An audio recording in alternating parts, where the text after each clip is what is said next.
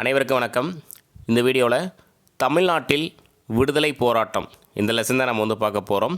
இந்த லெசன் பார்த்திங்கன்னா 10th new book ஹிஸ்ட்ரியில் இருக்குது. புக்கு இன்சைடு கொஷின் ஒரு 115 கொஷின்ஸும், புக் பேக் கொஷின்ஸ் பார்த்திங்கன்னா ஒரு 19 கொஷின், டோட்டலாக ஒரு 134 கொஷின்ஸ் நம்ம பார்க்க போகிறோம். நீங்கள் ஸ்கூல் புக்கு படிச்சுட்டு ரிவிஷனுக்கு இந்த வீடியோ யூஸ் பண்ணிக்கோங்க. ஸோ இது 31வது லெசன். ஏற்கனவே 30 லெசன் நம்ம முடிச்சிட்டோம். அதுக்கான ப்ளேலிஸ்ட் கீழே டிஸ்கிரிப்ஷனில் கொடுக்குறேன், பாருங்கள்.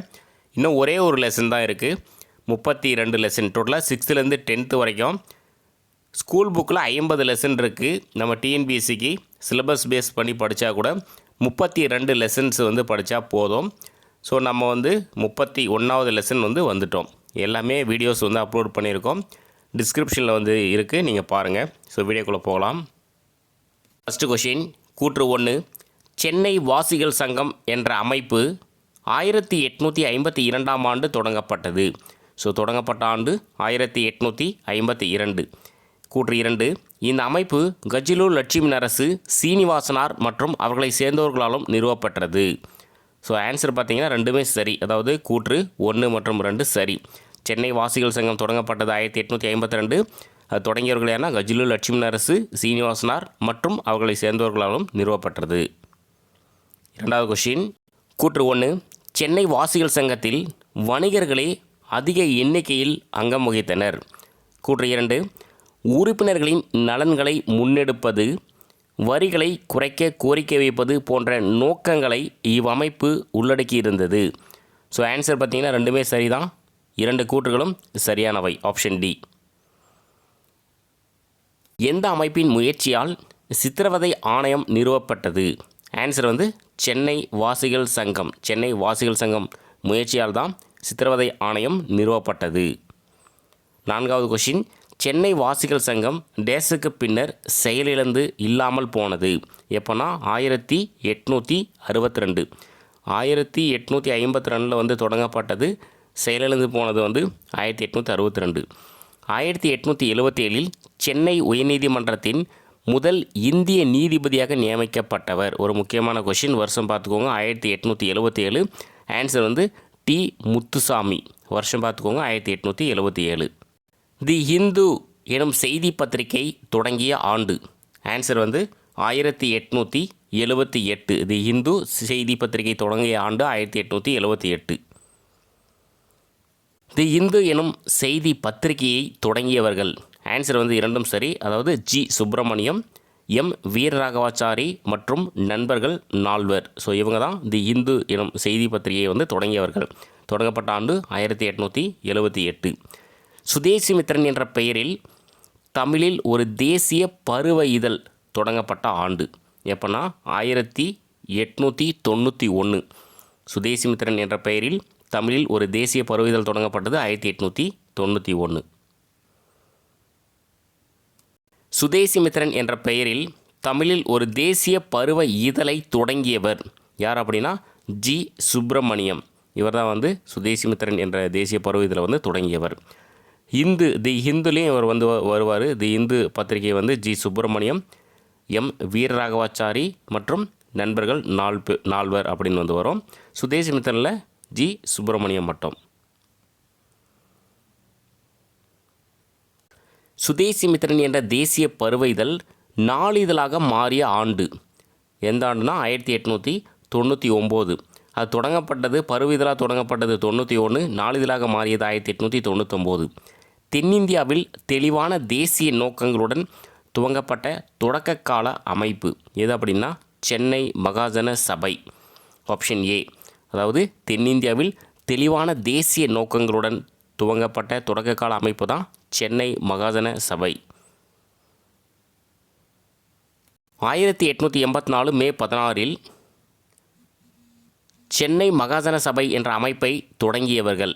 ஆன்சர் அனைத்தும் சரி, அதாவது M Veeraraghavachari, P Anandacharlu, P Rangaiah. So இவங்க 3 பேர் தான் சென்னை மகாஜன சபை என்ற அமைப்பை தொடங்கியவர்கள். தொடங்கப்பட்ட ஆண்டு 1884 மே 16. டேட்டோடு ஞாபகம் வச்சுக்கோங்க. சென்னை மகாஜன சபையின் முதல் தலைவர் யார் அப்படின்னா பி ரங்கையா. இவர் தான் சென்னை மகாஜன சபையின் முதல் தலைவர். பி ஆனந்தச்சார்லு பார்த்திங்கன்னா செயலாளர். செயலாளர் யார்? ஆனந்த சார்லு. தலைவர் வந்து பி ரங்கையா. சென்னை மகாஜன சபையின் முக்கிய கோரிக்கைகள் ஒரு 4 கோரிக்கைகள் வந்து இருக்குது. பார்த்துக்கோங்க. ஆன்சர் வந்து அனைத்தும் சரி. குடிமை பணிகளுக்கான தேர்வுகள் இங்கிலாந்திலும் இந்தியாவிலும் ஒரே சமயத்தில் நடத்தப்பட வேண்டும். இது ஒரு கோரிக்கை. லண்டனில் உள்ள இந்திய கவுன்சிலை மூடுவது. இது ஒன்று. வரிகளை குறைப்பது. இராணுவ குடியியல் நிர்வாக செலவுகளை குறைப்பது. இதுதான் ஒரு 4 முக்கியமான கோரிக்கைகள். 1884 டிசம்பரில் பிரம்மஞான சபையின் கூட்டம் எங்கு நடைபெற்றது? ஆன்சர் வந்து அடையார். 1884 டிசம்பரில் பிரம்மஞான சபை கூட்டம் வந்து எங்கே நடைபெற்றதுன்னா அடையார். 16வது கொஷின். தொடக்க கால தேசியவாதிகள் அரசியலமைப்பு வழிமுறைகளின் மீது நம்பிக்கை கொண்டிருந்தனர். கூற்று 2. அறக்கூட்டங்கள், அதாவது அறைக்கூட்டங்கள் வந்துருச்சு. அறக்கூட்டங்கள் நடத்துவதும் பிரச்சனைகள் குறித்து ஆங்கிலத்தில் கலந்துரையாடுவதும் அவர்களின் செயல்பாடுகளாக இருந்தன. ஸோ வந்து ஆன்சர் வந்து 2 கூற்றுமே வந்து சரி. 17வது கொஷின். புகழ்பெற்ற தமிழ்நாட்டு மிதவாத தலைவர்கள். ஆன்சர் வந்து அனைத்தும் சரி. We Srinivasa Shastri, PS Sivasamy, we Krishnasamy, TR வெங்கட்ரமணார், GA Natesan, DM Madhavrao, S Subramaniyanar. So இவங்கெல்லாம் புகழ்பெற்ற தமிழ்நாட்டு மிதவாத தலைவர்கள். இந்திய தேசிய காங்கிரஸின் முதல் கூட்டம் 1885 எங்கு நடைபெற்றது? நிறைய டைம் டிஎன்பிசியில் கேட்ட கொஷின். ஆன்சர் வந்து பம்பாய். இதற்கு தலைமை வகித்தவர் பார்த்திங்கன்னா WC பானர்ஜி, அதாவது உமேஷ் சந்திர பானர்ஜி.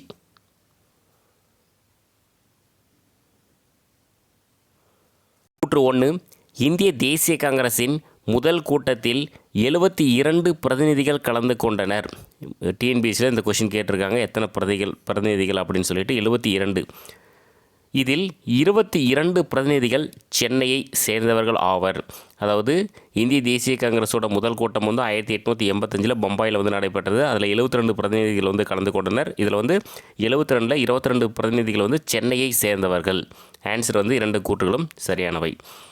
இந்திய தேசிய காங்கிரஸின் முதல் கூட்டத்தில் முதல் தீர்மானத்தை கொண்டு வந்தவர் யாருன்னா ஜி சுப்பிரமணியம். முக்கியமான கொஷின், இதுவும் கேட்டிருக்காங்க. இந்திய தேசிய காங்கிரஸோட முதல் கூட்டத்தில் முதல் தீர்மானத்தை கொண்டு வந்தவர் வந்து ஜி சுப்பிரமணியம். இந்திய தேசிய காங்கிரஸின் 2வது மாநாடு 1886 கொல்கத்தாவில் யாருடைய தலைமையில் நடைபெற்றது? ஆன்சர் வந்து தாதாபாய் நவ்ரோஜி. ஸோ இந்திய தேசிய காங்கிரஸோட 2வது மாநாடு வருஷம் பார்த்துக்கோங்க 1886 நடைபெற்ற இடம் கொல்கத்தா. தலைமை வைத்தவர் ஏன்னா தாதாபாய் நவ்ரோஜி. ஸோ முதல் மாநாடுனா 1885 பம்பாய் WC பானர்ஜி, இது தாதாபாய் நவ்ரோஜி. 22 பாருங்கள். இந்திய தேசிய காங்கிரஸின் 3வது மாநாடு 1887 சென்னையில் யாருடைய தலைமையில் நடைபெற்றது? யாருன்னா பத்ருதீன் தியாப்ஜி, இவருடைய தலைமையில் தான் நடைபெற்றது. ஸோ 3வது மாநாடு 1887 சென்னையில் நடைபெற்றது. பத்ருதீன் தியாப்ஜி தலைமையில் நடைபெற்றது. 23வது கொஷின். கூற்று 1. இந்திய தேசிய காங்கிரஸின் 3வது மாநாடு 1887 சென்னையில் 1000 விளக்கு என்று அழைக்கப்படுகின்ற மக்கீஸ் தோட்டத்தில் நடைபெற்றது. ஸோ எங்கே பார்த்துக்கோங்க, சென்னையில் 1000 விளக்கு என்று அழைக்கப்படுகிற மக்கீஸ் தோட்டத்தில் நடைபெற்றது. இதில் கலந்து கொண்ட 607 அகில இந்திய பிரதிநிதிகளில் 362 பிரதிநிதிகள் சென்னை மாகாணத்தை சேர்ந்தவர்கள் ஆவர். ஸோ மொத்தம் 607 பேர், அதில் 362 பேர் வந்து சென்னையை சேர்ந்தவர்கள். ஸோ ஆன்சர் வந்து கூற்று 1 மற்றும் 2 சரி. 24வது கொஷின்.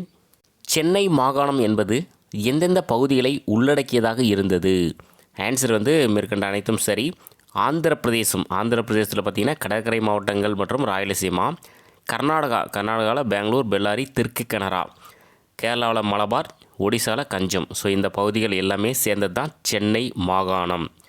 25வது கொஷின். சுதேசி இயக்கம் தோன்றுவதற்கு முக்கிய காரணம், ஒரே ஒரு காரணம் தான், வங்க பிரிவினை. சுதேசி இயக்கம் தோன்றுவதற்கு முக்கிய காரணம் என்ன? வங்க பிரிவினை. தமிழ்நாட்டை சேர்ந்த சிறந்த தலைவர்கள். ஆன்சர் வந்து அனைத்தும் சரியானவை. வ.உ. சிதம்பரனார், வி சர்க்கரையார், சுப்பிரமணிய பாரதி, சுரேந்திரநாத் ஆர்யா. ஸோ இவங்க தமிழ்நாட்டை சேர்ந்த சிறந்த தலைவர்கள். சரியானதை தேர்ந்தெடு. ஒரு 3 பாயிண்ட்ஸ் இருக்குது பார்த்துக்கோங்க. ஆன்சர் வந்து அனைத்தும் சரியானவை. மக்களின் நாட்டுப்பற்று உணர்வை தட்டி எழுப்பியதில் சுப்பிரமணிய பாரதியின் தேசபக்தி பாடல்கள் மிக முக்கியமானவையாகும். சுதேசி கருத்துக்களை பரப்புரை செய்ய பல இதழ்கள் தோன்றின. இதில் சுதேசி மித்திரன், இந்தியா ஆகிய 2 முக்கிய இதழ்களாகும். பிபின் சந்திரபால் சென்னையில் சுற்றுப்பயணம் மேற்கொண்ட போது ஆற்றிய சொற்பொழிவுகள் இளைஞர்களை கவர்ந்தன. ஸோ இந்த 3 பாயிண்ட்ஸ் பார்த்துக்கோங்க. 28வது கொஷின். சுதேசி நீராவி கப்பல் நிறுவனம் என்ற கப்பல் நிறுவனத்தை தொடங்கியவர் யார் அப்படின்னா வ.உ. சிதம்பரனார். தொடங்கப்பட்ட ஆண்டு 1906 அக்டோபர் 16. ஸோ டேட்டோட ஞாபகம் வச்சுக்கோங்க. வ.உ. சிதம்பரனார் விலைக்கு வாங்கிய 2 கப்பல்கள். ஆன்சர் வந்து ஏபி சரியானவை. ஆப்ஷன் சி காளியா லாவோ.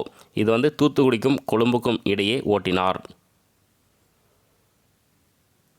திருநெல்வேலியிலும் தூத்துக்குடியிலும் நூற்பாலை தொழிலாளர்களை அணி திரட்டுவதில் சுப்பிரமணிய சிவாவின் தோளோடு தோள் நின்றவர். ஆன்சர் வந்து வ.உ. சிதம்பரனார்.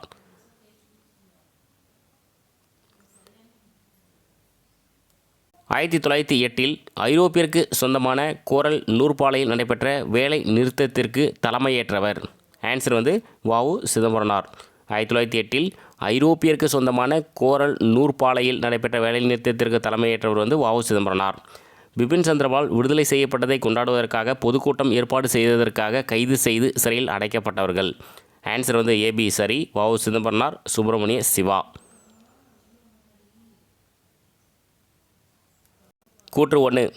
சிறை தண்டனையை தவிர்ப்பதற்காக சுப்பிரமணிய பாரதி பிரெஞ்சுக்காரர்களின் ஆதிக்கத்தில் இருந்த பாண்டிச்சேரிக்கு இடம்பெயர்ந்தார்.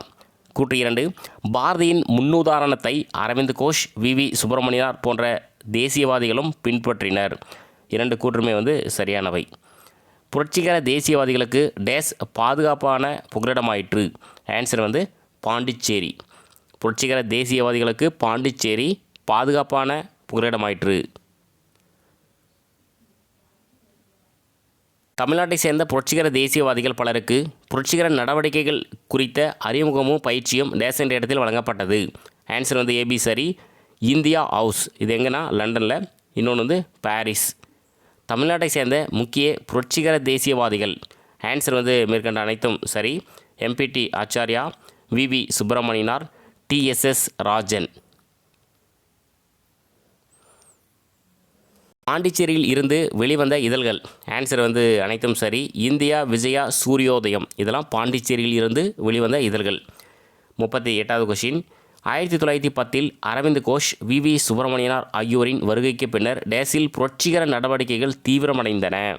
எங்கே அப்படின்னா பாண்டிச்சேரி. 1910 அரவிந்த் கோஷ், வி.வி. சுப்பிரமணியனார் ஆகியோரின் வருகைக்கு பின்னர் பாண்டிச்சேரியில் புரட்சிகர நடவடிக்கைகள் தீவிரமடைந்தன.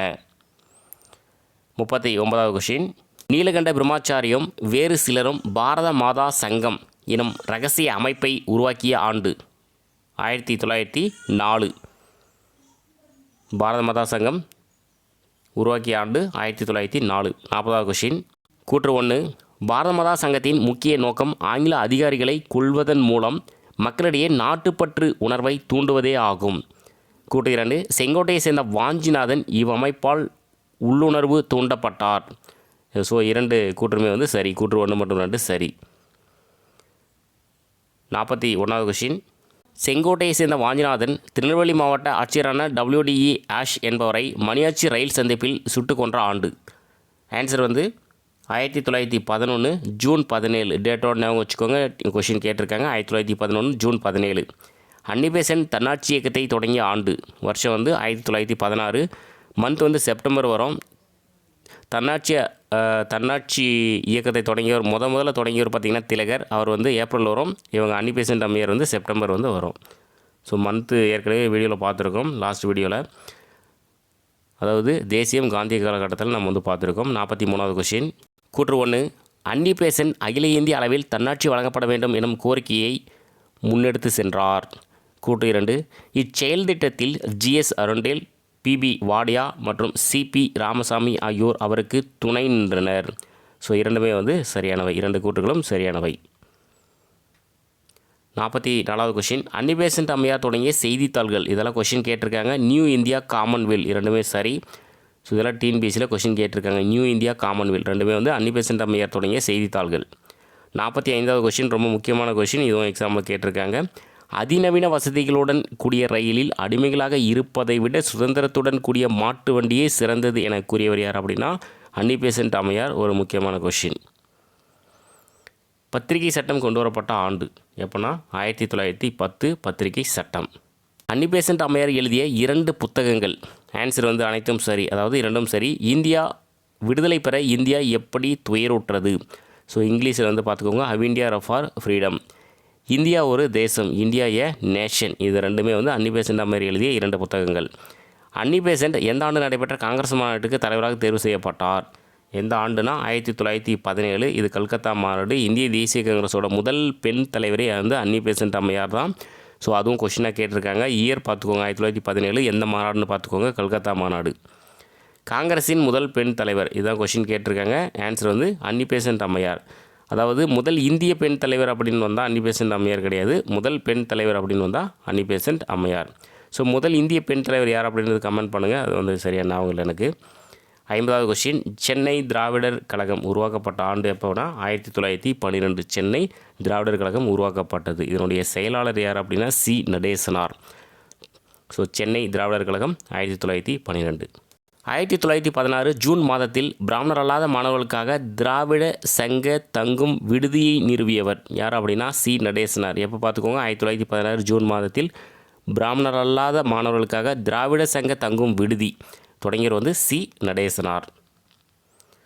1916 நவம்பர் 20 யாருடைய தலைமையில் தென்னிந்திய நல உரிமைச் சங்கம் என்ற அமைப்பு உருவாக்கப்பட்டது? ரொம்ப ரொம்ப முக்கியமான கொஷின். தென்னிந்திய நல உரிமைச் சங்கம் உருவாக்கப்பட்ட ஆண்டு பார்த்துக்கோங்க, 1916. டேட் நவம்பர் வந்து 20. ஆன்சர் வந்து அனைத்தும் சரி. P Thiyagarayar, TM Nair, C Natesanar. So இவங்கெல்லாம் சேர்ந்து தான் தென்னிந்திய நல உரிமைச் சங்கத்தை உருவாக்குறாங்க 1916 நவம்பர் 20. தென்னிந்திய நல உரிமைச் சங்கம் நடத்திய பத்திரிகைகள் இதெல்லாமே டிஎன்பிசியில் ஒரு இது கொஷினாக கேட்டிருக்காங்க. ஆன்சர் வந்து அனைத்தும் சரி.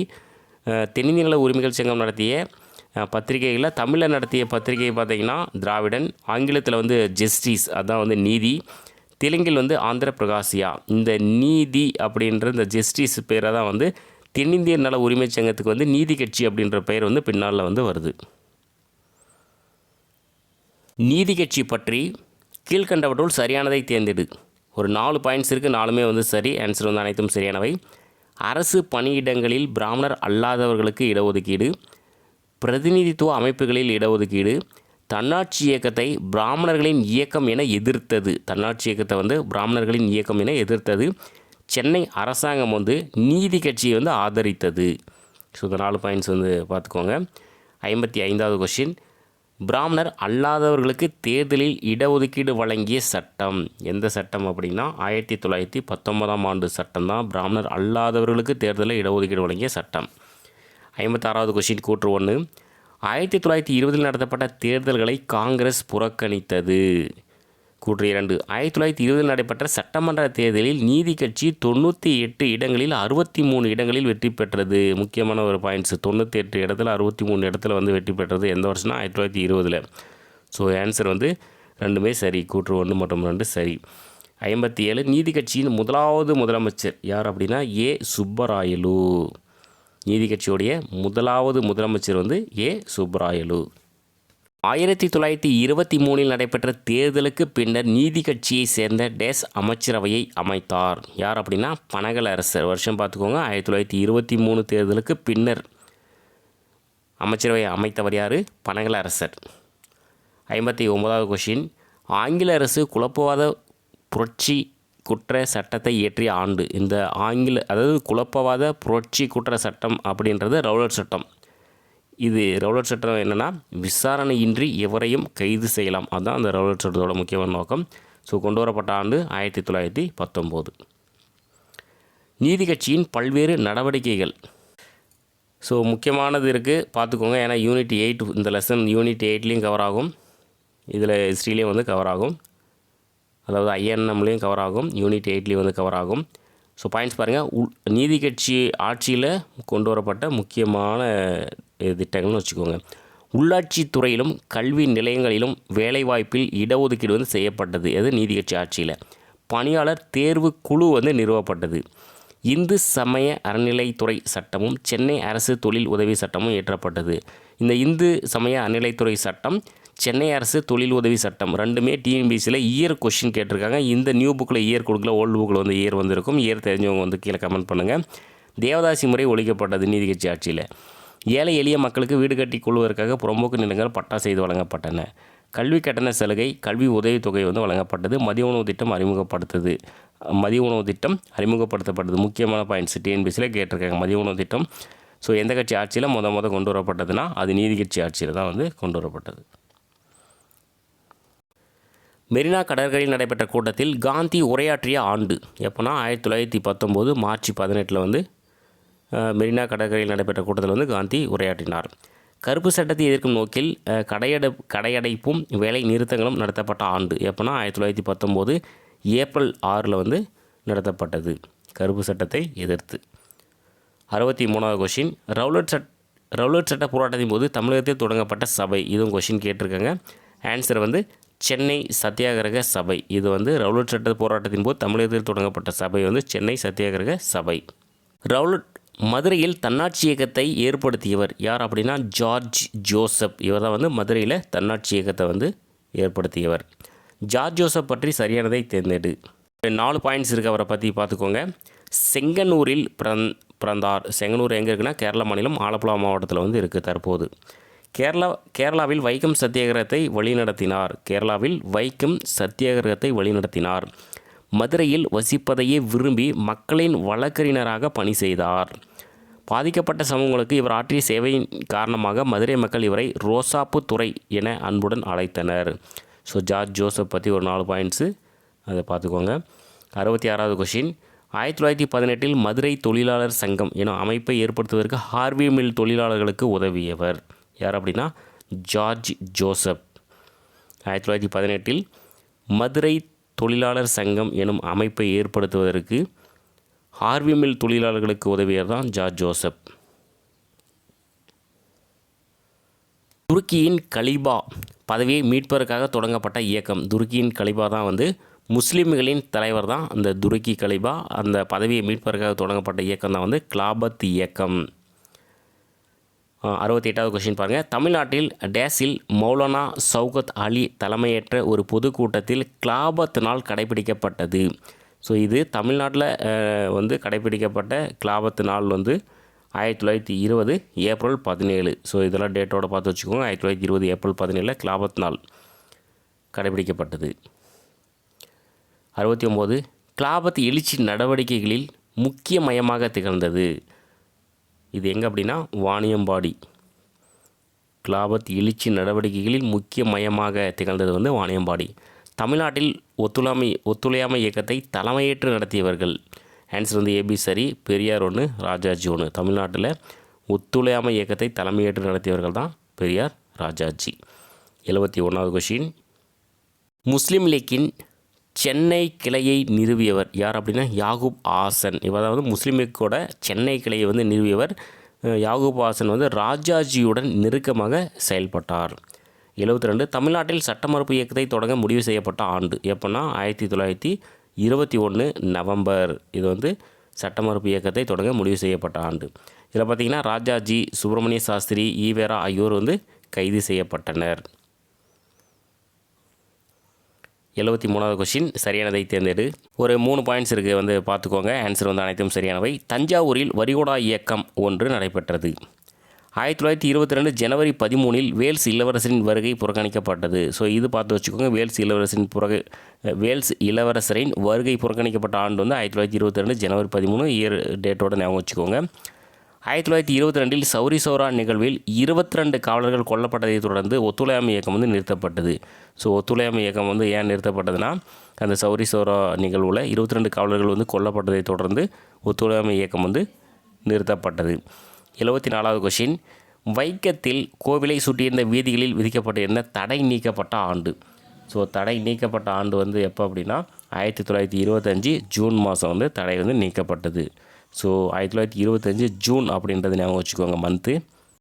பெரியார் காங்கிரஸை விட்டு வெளியேற காரணம் ஒரு 2 பாயிண்ட்ஸ் இருக்குது, அதை பார்த்துக்கோங்க. சேரன்மாதேவி குருகுல பிரச்சனை 1, வகுப்பார பிரதிநிதித்துவம் தொடர்பான காங்கிரஸுக்குள்ளே ஏற்பட்ட கருத்து வேறுபாடு. இந்த 2 ரீசன் தான் பெரியார் காங்கிரஸை விட்டு வெளியேற காரணம். 76வது கொஷின், சேர்மாதேவியில் ஒரு குருகுலத்தை நிறுவியவர் யார் அப்படின்னா வி சுப்பிரமணியனார். இவர் தான் வந்து சேர்மாதேவியில் ஒரு குருகுலத்தை வந்து நிறுவுறாரு. அது என்ன பிரச்சனைனா பிராமணர் அல்லாத மாணவர்களுக்கு தனித்தனியாக உணவு வந்து பரிமாறப்பட்டது. 77 சேர்மாதேவி குருகுலத்தில் உள்ள வேறுபாடுகளை பெரியார் யாருடன் இணைந்து கடுமையாக விமர்சித்தார்? ஆன்சர் வந்து பி வரதராஜலு அவர் கூட இணைந்து வந்து கடுமையாக விமர்சனம் வந்து பண்ணுறாரு. 78வது கொஷின் 1925 நவம்பர் 21 காஞ்சிபுரத்தில் நடைபெற்ற காங்கிரஸ் கமிட்டி மாநாட்டில் சட்டசபையில் பிராமணர் அல்லாதவர்களுக்கு பிரதிநிதித்துவம் வேண்டும் எனும் கோரிக்கையை முன்வைத்தவர் யார் அப்படின்னா பெரியார் வந்து முன்வைக்கிறாரு. எந்த மாநாடு? காஞ்சிபுரம் மாநாடு. வருஷம் பார்த்துக்கோங்க 1925 நவம்பர் 21. ஸோ அந்த சேர்மாதேவி பிரச்சனை ஒன்று, இன்னொன்று இந்த பிராமணர் அல்லாதவருக்கு பிரதிநிதித்துவம் வேண்டும் அப்படின்ற ஒரு பிரச்சனை. இது 2 ரீசன் தான் காங்கிரஸ் விட்டு பெரியார் வந்து வெளியேற காரணம். 79வது சரியானதை தேர்ந்தெடு. ஸோ ஒரு 3 பாயிண்ட்ஸ் இருக்குது வந்து பார்த்துக்கோங்க. ஆன்சர் வந்து அனைத்தும் சரி. கஸ்தூரி ரங்கர் எம்ஏ அன்சாரி ஆகியோருடன் சேர்ந்து கொண்ட ராஜாஜி சட்டமன்றத்தை புறக்கணிப்பது எனும் கருத்தை முன்வைத்தார். இக்கருத்துக்கு ஏற்பட்ட எதிர்ப்பு சுயராஜ்ய கட்சி உருவாக்கப்படுவதற்கு காரணமாயிற்று. ஸோ சுயராஜ்ய கட்சின்னு ஒரு கட்சி வந்து புதுசாக வருது. தமிழ்நாட்டில் எஸ் சீனிவாசனார், எஸ் சத்தியமூர்த்தி ஆகியோர் சுயராஜ்ய கட்சி நடத்த தலைமையேற்றனர். இவங்க 2 பேர் பார்த்துக்கோங்க. எஸ் சீனிவாசனார், எஸ் சத்தியமூர்த்தி இவங்க தான் சுயராஜ்ய கட்சி நடத்த தலைமையேற்றனர். எங்கன்னா தமிழ்நாட்டில். ஆன்சர் வந்து அனைத்தும் சரியானவை. 80வது கொஷின் கூற்று 1 1924 நடைபெற்ற தேர்தலில் சுயராட்சி கட்சி பெரும்பான்மை இடங்களில் வெற்றி பெற்றது. ஆனால் ஆட்சி அமைக்கவில்லை. ஆட்சி அமைத்த சுயேட்சை வேட்பாளர் பி சுப்ராயன் ஆவார். கூற்று 2 1930 சுயராட்சி கட்சி தேர்தலில் போட்டியிடவில்லை. ஸோ 1924 நடைபெற்ற தேர்தலில் சுயராட்சி கட்சி வந்து பெரும்பான்மை இடங்களில் வெற்றி பெற்றது. ஆனால் வந்து ஆட்சி அமைக்கவில்லை. ஆட்சி அமைத்த சுயேட்சை வேட்பாளர் யார் அப்படின்னா பி சுப்ராயன். 1920 பி சுப்ராயன் தான் வந்து ஆட்சி அமைத்தவர். ஆன்சர் வந்து 2 கூற்றுகளும் வந்து சரியானவை. நீதி கட்சி தொடர்ந்து டேஸ் வரை ஆட்சி செய்தது. எப்போனா 1937 வரை வந்து ஆட்சி செய்தது நீதி கட்சி. 82வது கொஷின் சரியானதை தேர்ந்தெடுக்கவும். ஒரு 4 பாயிண்ட்ஸ் இருக்குது பார்த்துக்கோங்க. ஆன்சர் வந்து மேற்கண்ட அனைத்தும் சரி. ஜேம்ஸ் நீல் மதுரை துப்பாக்கி ஏந்திய காவல் படையை சேர்ந்தவர் தான் ஜேம்ஸ் நீல். 1857 பேரெழுச்சியின் போது நடைபெற்ற கான்பூர் படுகொலை என்றழைக்கப்படும் சம்பவத்தில் பல ஆங்கில பெண்களும் குழந்தைகளும் கொல்லப்பட்டனர். இது கான்பூர் படுகொலை. இதற்கு வஞ்சம் தீர்க்கும் வகையில் நீல் கொடூரமாக நடந்து கொண்டார். பின்னர் நீல் இந்திய வீரர் ஒருவரால் கொல்லப்பட்டார். சென்னை மவுண்ட் ரோட்டில் ஆங்கிலேயர் அவருக்கு ஒரு சிலை வைத்தனர். சென்னை மவுண்ட் ரோட்டில் இவருக்கு ஒரு சிலை வந்து வச்சுருக்காங்க. ஸோ ஆன்சர் வந்து அனைத்தும் சரி. இதனால் தான் நீல் சிலை அகற்றும் போராட்டம் வந்து தொடங்குது. நீல் சிலை அகற்றும் போராட்டம் நடைபெற்ற ஆண்டு எப்போ அப்படின்னா 1927 நீல் சிலை வந்து அகற்றும் போராட்டம் வந்து நடைபெற்றது. இதற்கு தலைமை வகித்தவர் யாருன்னா சோமயா ஜூலு அப்படின்றவர் தான். இவர் வந்து திருநெல்வேலியை சேர்ந்தவர். 1937 டேஸ் தலைமையில் காங்கிரஸ் ஆட்சி அமைத்திருந்த போது நீல் சிலை அகற்றப்பட்டு சென்னை அருங்காட்சியகத்துக்கு கொண்டு செல்லப்பட்டது. ஸோ யாருடைய ஆட்சினா ராஜாஜி தலைமையில் காங்கிரஸ் ஆட்சி அமைத்திருந்த போது தான் நீல் சிலை வந்து அகற்றப்பட்டு சென்னை அருங்காட்சியகத்துக்கு கொண்டு செல்லப்பட்டது. 85 சைமன் குழு அமைக்கப்பட்ட ஆண்டு அதுவும் 1927. நீல் சிலை அகற்றும் போராட்டம் இயர் கேட்டாங்களும் 1917. இந்த சைமன் குழு எதுக்கு அமைக்கப்பட்டதுன்னா 1919 ஆண்டு சட்டத்தின் செயல்பாடுகளை பரிசீலனை செய்ய தான் சைமன் குழு வந்து அமைக்கப்பட்டது. சென்னையில் டேஸ் தலைமையில் சைமன் குழு எதிர்ப்பு பிரச்சார குழு ஒன்று உருவாக்கப்பட்டது. ஸோ யாருடைய தலைமை அப்படின்னா எஸ் சத்தியமூர்த்தி இவருடைய தலைமையில் தான் சைமன் குழு எதிர்ப்பு பிரச்சார குழு வந்து ஒன்று உருவாக்கப்பட்டது. சைமன் குழு சென்னை வந்த ஆண்டு. ஸோ உருவாக்கப்பட்டது வேணால் 1927 சைமன் குழு. ஆனால் சென்னை வந்தது எப்போனா 1929 பிப்ரவரி 18 தான் வந்து சென்னை வந்தது. ஸோ இது வந்து பார்த்து வச்சுக்கோங்க. சென்னை வந்தது 1929 பிப்ரவரி 18. 88வது கொஷின் 1927 இந்திய தேசிய காங்கிரசின் டேஸ் மாநாடு முழுமையான சுதந்திரமே தனது இலக்கு என அறிவித்தது. எந்த மாநாடுனா சென்னை மாநாடு. அதாவது வருஷம் பார்த்துக்கோங்க 1927 இந்திய தேசிய காங்கிரஸோட சென்னை மாநாடு வந்து முழுமையான சுதந்திரமே தனது இலக்கு, அதாவது பூர்ண சுயராஜ்யம். அது வந்து 1929வது மாநாடு. அடுத்த கொஸ்டினில் வந்து நம்ம பார்க்கலாம். ஸோ முழுமையான சுதந்திரமே தனது இலக்கு என அறிவித்த மாநாடு எதுனா சென்னை மாநாடு வருஷம் 1927. 89வது கொஸ்டின் பாருங்கள், ரொம்ப முக்கியமான கொஸ்டின். டிஎன்பிஎஸ்சியில் நிறைய டைம் கேட்ட கொஸ்டின். 1929 இந்திய தேசிய காங்கிரஸின் டேஸ் மாநாடு பூர்ண சுயராஜ்யம் என்பதே இலக்கு என தீர்மானம் நிறைவேற்றப்பட்டது. பூர்ண சுயராஜ்யம்னா முழு சுதந்திரம், முழு சுதந்திரம் என்பதை இலக்கென திருமணம் நிர்ணயம் செய்யப்பட்ட மாநாடு எதுன்னு கேட்டாங்கன்னா லாகூர் மாநாடு. அதுக்கு தலைமை வகித்தவர் யாருன்னா நேரு. வருஷம் 1929. 1930 ஜனவரி 26 ராவி நதியின் கரையில் சுதந்திரத்தை அறிவிக்கும் விதமாக தேசிய கொடியை ஏற்றியவர் யார் அப்படின்னா ஜவஹர்லால் நேரு. ஸோ பார்த்துக்கோங்க, 1930 ஜனவரி 26. இந்த ஜனவரி 26 நினைவுபடுத்தும் விதமாக தான் நம்ம குடியரசு தினம் வந்து அந்த ஜனவரி 26ஆம் தேதி வந்து நம்ம கொண்டாடுறோம். 1950 ஜனவரி 26 இந்த தேதி நம்ம குடியரசு தினம் வந்து கொண்டாடுறோம். குடியரசு தினம் அது எப்படின்னா இந்திய அரசியலமைப்பு சட்டம் வந்து நடைமுறைக்கு அந்த நாளை கரெக்டாக கொண்டு வந்தாங்க. ஸோ அது வந்து நம்ம குடியரசு தினமாக அந்த ஜனவரி 26 கொண்டாடிட்டுருக்கோம். இந்த நாளை தான் அந்த நினைவுபடுத்தும் விதமாக தான் ஜனவரி 26 அன்றைக்கி வந்து அரசியலமைப்பு சட்டத்தை நடைமுறைக்கு வந்து கொண்டு வந்தாங்க. உப்பு சத்தியாகிரகம் காந்தியடிகள் துவக்கிய ஆண்டு டேட்டோட பார்த்துக்கோங்க, 1930 மார்ச் 12 உப்பு சத்தியாகிரகம் காந்தியடிகள் தொடங்கிய ஆண்டு. 92வது கொஷின். வேதாரண்ய உப்பு சத்தியாகிரகம் ராஜாஜி தலைமையில் 1930 ஏப்ரல் 13 திருச்சியிலிருந்து தொடங்கி ஏப்ரல் 28 தஞ்சாவூர் மாவட்டம் வேதாரண்யம் வரை நடைபெற்றது. இதில் எத்தனை உறுப்பினர்கள் கலந்து கொண்டனர்? எத்தனை உறுப்பினர்கள்னால் 100 உறுப்பினர்கள் வந்து கலந்துக்கிட்டாங்க. ஸோ தலைமை வகித்தவர் யாருன்னா வேதாரண்யம் உப்பு சத்தியாகிரகத்திற்கு தலைமை வகித்தவர் வந்து ராஜாஜி. ஸோ டேட்டு பார்த்துக்கோங்க, 1930 ஏப்ரல் 13 வந்து ஆரம்பிக்குது திருச்சியில். ஏப்ரல் 28 அதே மாதம் ஏப்ரல் 28ஆம் தேதி தஞ்சாவூர் மாவட்டத்தில் வேதாரண்யத்தில் வந்து அது வந்து முடியுது. ஸோ டேட்டோட பார்த்து வச்சுக்கோங்க, ஏப்ரல் 13 டு ஏப்ரல் 28 1930 தலைமை வந்து ராஜாஜி. 100 உறுப்பினர்கள் வந்து கலந்துக்கிட்டாங்க. வேதாரண்யம் உப்பு சத்தியாகிரகத்தில் உப்பு சட்டத்தை மீறி எத்தனை தொண்டர்கள் உப்பு அள்ளினர்? எத்தனை தொண்டர்கள்னால் 12 தொண்டர்கள் வந்து உப்பை வந்து மீறி வந்து அள்ளுறாங்க. 94வது கொஷின். வேதாரண்யம் உப்பு சத்தியாகிரகத்திற்காக கத்தியின்றி ரத்தமின்றி யுத்தமென்று வருகுது எனும் சிறப்பு பாடலை இயற்றியவர் யார் அப்படின்னா நாமக்கல் கவிஞர். அவர் தான் வந்து இந்த பாடலை வந்து இயற்றியது. ஸோ எதுக்காகனா வேதாரண்யம் உப்பு சத்தியாகிரகத்திற்காக இயற்றப்பட்ட பாடல் தான் இது. வேதாரண்யம் உப்பு சத்தியாகிரகத்தில் பங்கேற்ற முக்கிய தலைவர்கள் ஆன்சர் வந்து அனைத்தும் சரி. ராஜாஜி, டிஎஸ்எஸ் ராஜன், திருமதி ருக்மணி லட்சுமிபதி, சர்தார் வேதரத்தினம், சி சாமிநாதர், கே சந்தானம். தமிழ்நாட்டில் உப்பு சத்தியாகிரக நினைவு சின்னம் அமைக்கப்பட்டுள்ள இடம் வந்து வேதாரண்யம். ஸோ உப்பு சத்தியாகிரகம் நினைவு சின்னம் வந்து எங்கே அமைக்கப்பட்டதுன்னா வேதாரண்யத்தில் வந்து அமைக்கப்பட்டது. டேஸ் ஆகியோர் தலைமையில் சத்தியாகிரகிகள் சென்னை அருகே உள்ள உதயவனம் என்ற இடத்தில் ஒரு முகாமை அமைத்திருந்தனர். ஆன்சர் வந்து ஏபி சரி. டி பிரகாசம் ஒன்று, கே நாகேஸ்வர ராவ், அதாவது டி பிரகாசம் நாகேஸ்வர ராவ் ஆகியோர் தலைமையில் சத்தியாகிரகிகள் சென்னை அருகே உள்ள உதயவனம் என்ற இடத்தில் ஒரு முகாமை அமைத்திருந்தனர்.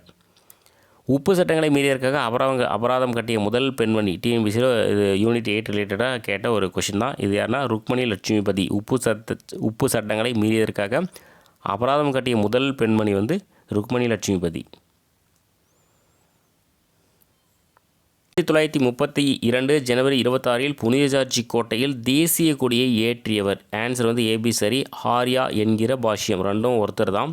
ஸோ ஆர்யா என்கிற பாஷ்யம் இவர் தான் 1932 ஜனவரி 26 புனித ஜார்ஜ் கோட்டையில் தேசிய கொடியை வந்து ஏற்றியவர். 100வது கொஸ்டின் பாருங்கள். 1932 ஜனவரி 11 1932 ஜனவரி 11 திருப்பூரில் தேசிய கொடியை ஏந்திய வண்ணம் நாட்டுப்பற்று மிகுந்த பாடல்களை பாடி ஊர்வலம் சென்றபோது காவல்துறையினரால் இரக்கமின்றி அடித்து உதைக்கப்பட்டவர் யார் அப்படின்னா ஆன்சர் வந்து அனைத்தும் சரி. 3 பேருமே ஒருத்தர் தான். திருப்பூர் குமரன், கொடிகாத்த குமரன், அவரோட இன்னொரு பெயர், முழுமையான பெயர் வந்து OKSR குமாரசாமி. ஸோ 3 பேருமே ஒருத்தர் தான். மாநில சுயாட்சிக்கு வழிவகுத்த இந்திய அரசாங்க சட்டம் எதுனா 1935. மாநில சுயாட்சின்னா 1935, மாநில இரட்டையாட்சின்னா 1919. 102வது கொஸ்டின். 1937 நடைபெற்ற தேர்தலில் படுதோல்வி அடைந்த கட்சி எது அப்படின்னா நீதி கட்சி வந்து படுதோல்வி அடைந்துட்டு காங்கிரஸ் வந்து அப்போ தான் ஃபஸ்ட்டு வந்து உள்ளே வராங்க. ஸோ ராஜாஜி தலைமையில் ஆட்சி வந்து அமைக்கப்பட்டது. 1937 முதல் காங்கிரஸ் அமைச்சரவையை அமைத்தவர் யாருன்னா ராஜாஜி. ஸோ காங்கிரஸ் அமைச்சரவை அமைத்தவர் வந்து ராஜாஜி. 104வது கொஸ்டின். கூற்று 1. ராஜாஜி மதுவிலக்கு பரிசோதனை முயற்சியாக சேலத்தில் அறிமுகம் செய்தார். எது மதுவிலக்கு பரிசோதனை வந்து எங்கே வந்து அறிமுகம் செய்தார் அப்படின்னா சேலத்தில் வந்து அறிமுகம் செய்கிறார். இதன் மூலம் ஏற்படும் வருவாய் இழப்பை ஈடு செய்ய விற்பனை வரியை அறிமுகப்படுத்தினார். ஸோ விற்பனை வரியை வந்து அறிமுகப்படுத்தியவரே யார் அப்படின்னா ராஜாஜி தான். ஆன்சர் வந்து 2 கூற்றுகளும் சரியானவை. 105வது கொஷின், யாருடைய முயற்சினால் ஜமீன்தாரர்களின் பகுதிகளை சேர்ந்த குத்தகைதாரர்களின் நிலை குறித்து விசாரணை செய்ய விசாரணை குழு ஒன்று அமைக்கப்பட்டது? யாருடைய முயற்சினால் அப்படின்னா டி பிரகாசம் அவர்களின் முயற்சினால் தான் வந்து ஜமீன்தாரர்களின் பகுதிகளை சேர்ந்த குத்தகைதாரர்களின் நிலை குறித்து விசாரணை செய்ய வந்து விசாரணை குழு ஒன்று அமைக்கப்பட்டது. 106வது கொஷின், மதுரை ஹரிஜன் சேவா சங்கத்தின் தலைவர் வைத்தியநாதர், செயலர் எல்என் கோபால்சாமி ஆகியோரால் டேஸில் மதுரை மீனாட்சி அம்மன் கோயிலுக்குள் ஹரிஜன் மக்களுடன் நுழைய திட்டமிடப்பட்டது. திட்டமிடப்பட்டது 1939 ஜூலை 9. டேட் இயரோட ஞாபகம் வச்சுக்கோங்க. கோவில் நுழைவு அங்கீகார இழப்பீட்டு சட்டம் இயற்றப்பட்ட ஆண்டு அதே வருஷம் 1939 வந்து கோவில் நுழைவு அங்கீகார இழப்பீட்டு சட்டம் வந்து இயற்றப்பட்டது 1939. பள்ளிகளில் இந்தி மொழியை கட்டாயமாக அறிமுகப்படுத்தியவர் யார் அப்படின்னா ராஜாஜி தான் வந்து இந்தி மொழியை வந்து கட்டாயம் அப்படின்றத கொண்டு வராரு. இந்திய எதிர்ப்பு மாநாடு ஒன்றை பெரியார் நடத்திய இடம். அவர் எங்கே பெரியார் வந்து நடத்துகிறாருன்னா சேலத்தில் வந்து இந்தி எதிர்ப்பு மாநாடை வந்து பெரியார் வந்து நடத்துகிறாரு, சேலம். 110வது கொஷின், இந்திய எதிர்ப்பு போராட்டத்தில் சிறையில் மரணமடைந்த இருவர். ஒரு முக்கியமான கொஷின். தாளமுத்து நடராஜன், ரெண்டுமே வந்து சரி. இந்திய எதிர்ப்பு போராட்டத்தில் சிறையில் மரணமடைந்த இருவர் தான் தாளமுத்து நடராஜன். 111வது கொஷின், இந்திய எதிர்ப்பு போராட்டத்திற்கு திருச்சியிலிருந்து சென்னைக்கு ஊர்வலம் ஒன்று திட்டமிடப்பட்டது. இதில் பெரியார் உட்பட டேஸ் போராட்டக்காரர்கள் கைது செய்யப்பட்டனர். எத்தனை போராட்டக்காரர்கள்னால் 1200 போராட்டக்காரர்கள் வந்து கைது செய்யப்பட்டனர். இந்தி கட்டாய பாடம் என்பதை நீக்கியவர் யார் அப்படின்னா சென்னை மாகாண ஆளுநர் வந்து இந்தி கட்டாய பாடம் என்பதை நீக்கிறாரு. சென்னை மாகாண ஆளுநர் கொண்டு வந்தவர் யார்? ராஜாஜி கொண்டு வராரு. 13வது கொஷின், வெள்ளையனே வெளியேறு தீர்மானம் நிறைவேற்றப்பட்ட ஆண்டு எப்போ அப்படின்னா 1942 ஆகஸ்ட் 8 வெள்ளையனே வெளியேறு தீர்மானம் நிறைவேற்றப்பட்டது. இதில் தான் காந்தியடிகள் வந்து செய் அல்லது செத்துமடி என்ற முழக்கத்தை வந்து வழங்கினார். 114வது கொஷின், பம்பாயிலிருந்து ஊர் திரும்பிக் கொண்டிருந்த காமராசர் ரயில் நிலையங்களில் முக்கிய தலைவர்களை கைது செய்வதை தெரிந்து கொண்டு காவல்துறையினரின் கண்ணில் படாமல் இறங்கிய இடம் எங்கே அப்படின்னா அரக்கோணத்தில் வந்து இறங்கிறாரு, பம்பாயிலிருந்து வந்துட்டு இருந்தபோது. 115 இந்தியா விடுதலைக்கு வழிகோலிய 2 நிகழ்வுகள். ஒன்று பார்த்தீங்கன்னா ராயல் இந்திய கப்பற்படை புரட்சி, ராயல் இந்திய கப்பற்படை புரட்சி ஒன்றும், இங்கிலாந்தில் புதிதாக ஆட்சி பொறுப்பேற்ற தொழிலாளர் கட்சி தொடங்கிய பேச்சுவார்த்தைகள். இந்த 2 நிகழ்வுகள் வந்து இந்திய விடுதலைக்கு வழிகோலிய 2 நிகழ்வுகள். இதோட புக்கு இன்சைடு கொஷின் வந்து முடிஞ்சது. மேக்ஸிமம் எவ்வளோ கவர் பண்ண முடியுதோ கவர் பண்ணிட்டோம். புக் பேக் கொஷின்ஸ் வந்து பார்க்கலாம். புக் பேக் கொஷின் ஃபஸ்ட்டு பாருங்கள். சென்னை மகாஜன சபையுடைய முதல் தலைவர் யார் அப்படின்னா பி ரங்கையா. இவர் தான் சென்னை மகாஜன சபையுடைய முதல் தலைவர். 17வது கொஷின் 117வது கொஷின், இந்திய தேசிய காங்கிரஸின் மூன்றாவது மாநாடு அமர்வு எங்கே நடைபெற்றதுன்னா சென்னையில் 1000 விளக்கு பகுதியில் மக்கீஸ் தோட்டத்தில் வந்து நடைபெற்றது. 118வது கொஷின், அதிநவீன வசதிகளுடன் கூடிய ரயிலில் அடிமைகளாக இருப்பதை விட சுதந்திரத்துடன் கூடிய மாட்டு வண்டியே சிறந்தது என கூறியவர் யார்னா அன்னி பெசன்ட் அம்மையார். ஒரு முக்கியமான கொஷின் இது. கீழ்கண்டவற்றுள் சுயராஜ்யவாதி யார்? சுயராஜ்யவாதி வந்து யார் அப்படின்னா சத்தியமூர்த்தி. சுயராஜ்ய கட்சிக்கு தமிழ்நாட்டிலேருந்து தலைமையேற்றவர் தான் இவர். சென்னைக்கு அருகே உதயவனத்தில் சத்தியாகிரக முகமையை அமைத்தவர் யார் அப்படின்னா டி பிரகாசம் ஒன்று, நாகேஸ்வர ராவ் ஒன்று. ஆப்ஷனில் டி பிரகாசம் ஒன்று இருக்குது. அதுதான் ஆன்சர். இந்திய எதிர்ப்பு மாநாடு எங்கே நடத்தப்பட்டதுன்னா பெரியாரால் சேலத்தில் வந்து நடத்தப்பட்டது தான் இந்திய எதிர்ப்பு மாநாடு. 122 வெள்ளையனே வெளியேறு இயக்கத்தின் போது இராணுவத்துடனான காங்கிரஸ் தொண்டர்கள் மோதல் நடைபெற்ற இடம் எங்கே மோதல் நடைபெற்றதுன்னா மதுரை. இது புக்கு இன்சைடு கொஷின் இருக்காது. மதுரையில் தான் இந்த மோதல் வந்து நடைபெற்றது. 123வது கொஷின், தனது எழுத்துக்களின் வாயிலாக ஆங்கிலேயரின் பொருளாதார சுரண்டலை அம்பலப்படுத்தியவர். முக்கியமானது வந்து பொருளாதார சுரண்டலை அம்பலப்படுத்தியவர் யாரா ஜி சுப்பிரமணியம்.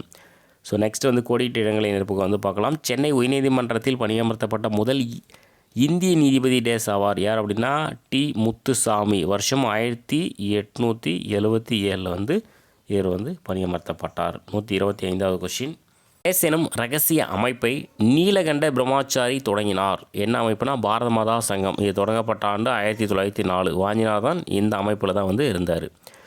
சென்னையில் தொழிற்சங்கங்களை தொடங்குவதில் முன்னோடியாக திகழ்ந்தவர் யாருன்னா பிபி வாடியா. இவர் வந்து சென்னையில் தொழிற்சங்கங்களை தொடங்குவதில் முன்னோடியாக திகழ்ந்தவர். சென்னையில் முதலாவது காங்கிரஸ் அமைச்சரவையை அமைத்தவர் யாருன்னா ராஜாஜி. வருஷம் வந்து 1937. அதாவது காங்கிரஸ் ஆட்சி அதில் முதலமைச்சர் யாருன்னா ராஜாஜி தான் 1937. 37ஓட நீதி கட்சியோட ஆட்சி வந்து முடிஞ்சு போச்சு. டேஸ் முஸ்லீம் லீக்கின் சென்னை கிளையை உருவாக்கியவர் ஆவார் யாருன்னா யாகூப் ஆசன். இவர் தான் வந்து முஸ்லீம் லீக்கோட சென்னை கிளையை உருவாக்கியவர்.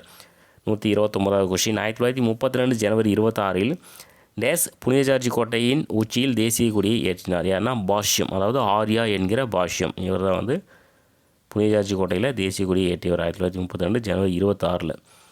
130வது கொஷின் சரியான கூற்றை தேர்வு செய்யவும். புக் பேக் கொஷினில் இருக்கிறது. இதில் சரியானது பார்த்தீங்கன்னா 1, 2 இது ரெண்டுமே வந்து சரி, 3, 4 வந்து தவறு. சென்னை வாசிகள் சங்கம் 1852 வந்து நிறுவப்பட்டது. செயலிழந்தது 1862 செயலிழந்துருச்சு. தமிழில் வெளிவந்த தேசிய பருவ இதழான சுதேசி மித்திரன் 1891 வந்து தொடங்கப்பட்டது. இது வந்து பருவ இதழாக தொடங்கப்பட்டது 1891.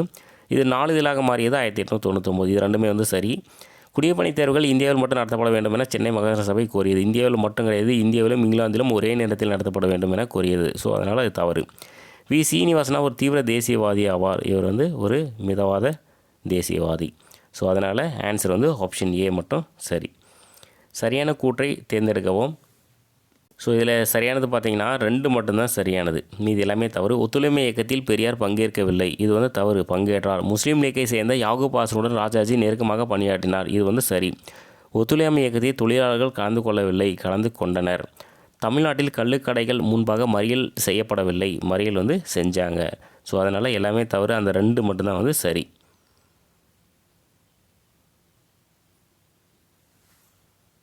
132வது கொஸ்டின் பாருங்கள். கூற்று நீதி கட்சி தன்னாட்சி இயக்கத்தை எதிர்த்தது. இது வந்து கரெக்டு தான். காரணம் தன்னாட்சி இயக்கம் பிராமணர்களுக்கு அதிக அதிகாரங்களை வழங்கிவிடும் என நீதி கட்சி அஞ்சியது. இதுவும் வந்து சரிதான். அப்போ ஆன்சர் வந்து ஆப்ஷன் டி. கூற்று காரணம் ஆகிய இரண்டும் சரி, கூற்றுக்கான சரியான விளக்கம். அதனால் ஆப்ஷன் டி. 133வது கொஸ்டின். கூற்று பிராமணர் அல்லாதவர்களுக்கு சட்டமன்றத்தில் பிரதிநிதித்துவம் வேண்டும் என்ற பிரச்சனையை பெரியார் எழுப்பினார். இது கரெக்டு.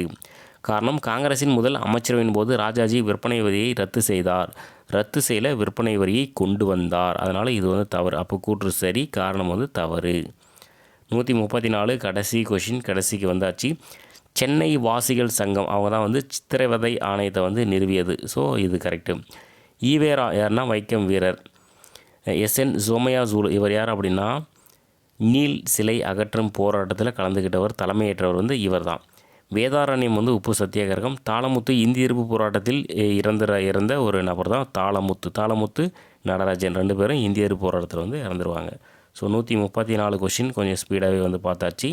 அடுத்த வீடியோ இன்னும் ஒரே ஒரு லெசன் வீடியோ அப்லோட் பண்ணால் ஹிஸ்ட்ரி வந்து கம்ப்ளீட்டட். 6 to 10 ஹிஸ்ட்ரி வந்து முடிஞ்சிடும்.